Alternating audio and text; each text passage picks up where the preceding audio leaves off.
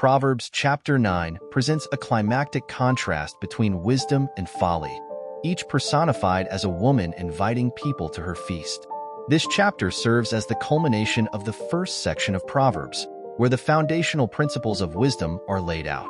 Through vivid imagery and compelling invitations, Solomon illustrates the stark differences between the path of wisdom, which leads to life, and the path of folly, which leads to death. Let's delve into the key themes and lessons of this chapter, exploring their significance for our lives today. The chapter begins with a majestic depiction of wisdom preparing a feast. Wisdom has built her house. She has set up its 7 pillars.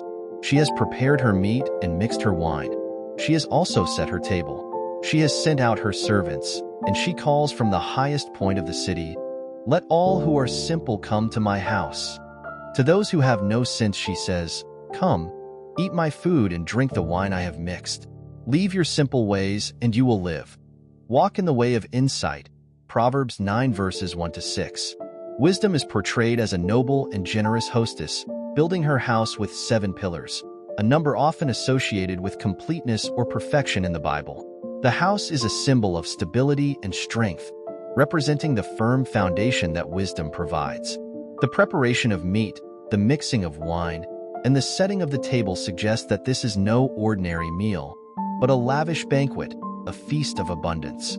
The invitation is extended to the simple and those who have no sense, reflecting the inclusive nature of wisdom's call.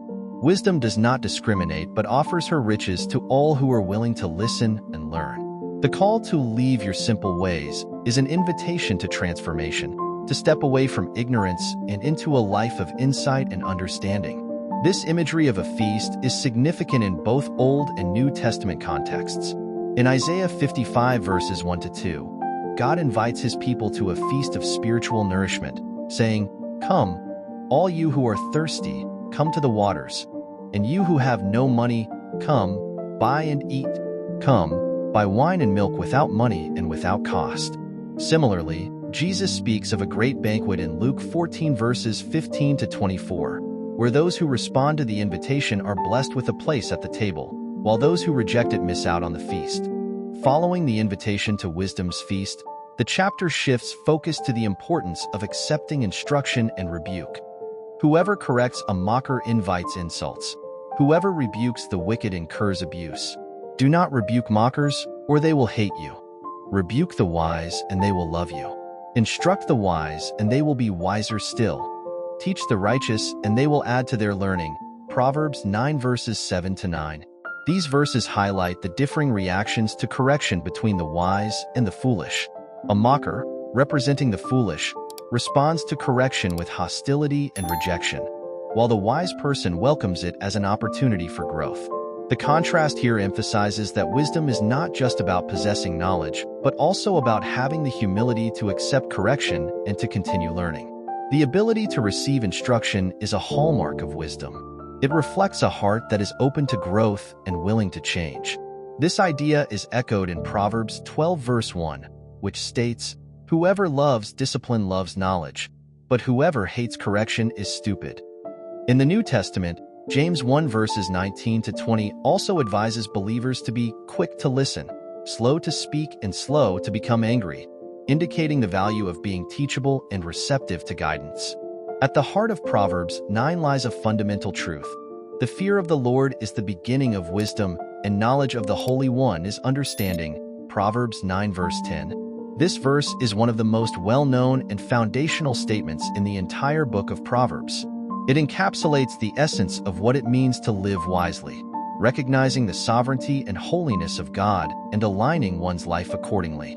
The fear of the Lord in this context is not about being afraid of God, but rather having a deep reverence and awe for his majesty, power, and righteousness. It involves acknowledging that God is the ultimate source of all wisdom, and that true understanding begins with a right relationship with him. This reverential fear leads to obedience, trust, and a desire to live according to God's will. This principle is reiterated throughout the Bible. In Psalm 111 verse 10, we read, "The fear of the Lord is the beginning of wisdom. All who follow his precepts have good understanding." Similarly, in Ecclesiastes 12 verse 13, Solomon concludes his reflections on life with the statement, "Fear God and keep his commandments, for this is the duty of all mankind."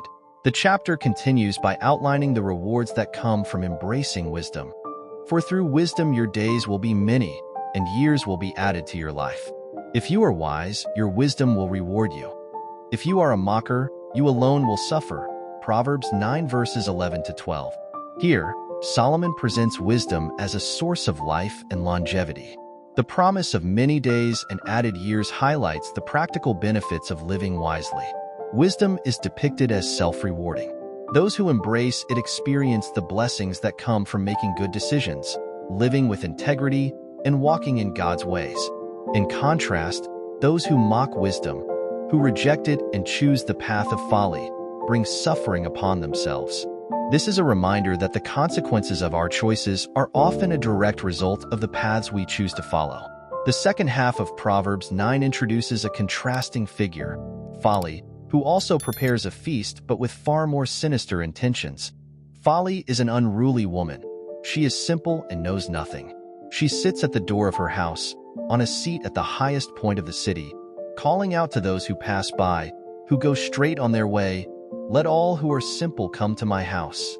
To those who have no sense, she says, "Stolen water is sweet.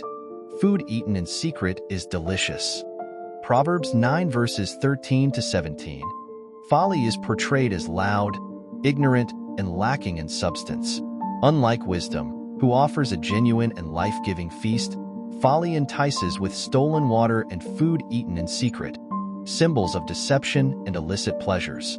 The allure of folly is powerful because it appeals to the baser instincts, promising immediate gratification without regard for the consequences. The idea that stolen water is sweet and food eaten in secret is delicious captures the essence of temptation. Sin often presents itself as something desirable and pleasurable, yet it is inherently deceitful. The sweetness is temporary, masking the bitterness and destruction that follow. Be sure to check out the other videos to gain more wisdom and knowledge from the book of Proverbs.